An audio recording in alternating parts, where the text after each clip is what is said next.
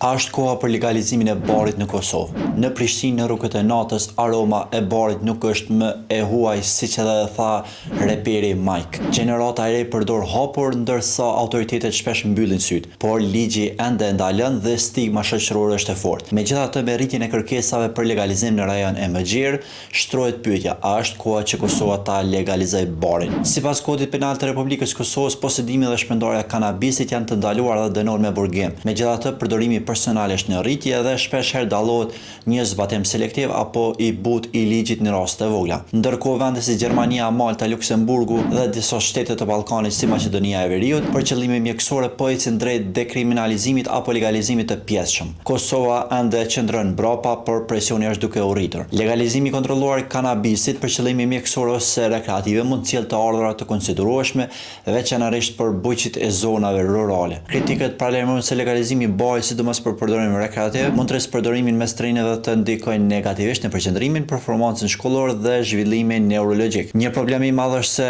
Kosova ende nuk ka infrastrukturë të fuqishme për kontroll, licencim e rregullim të kësaj industrie. A është Kosova gati? Legalizimi i barit në Kosovë është një temë që vjen të hapet gjithnjë më shumë, jo sepse është modë perëndimore, por sepse është nevojë për debat të hapur, e të informuar dhe realist. Pyetja nuk është vetëm nëse duhet legalizuar bari, por në çfarë mënyre, në cilin moment dhe me çfarë garancish. Kosova ende mund të mos jetë gati për legalizim të plotë, por injorimi i realitetit në terren ku bari përdoret çdo ditë është më i rrezikshëm se sa përballja me të. Komentoni.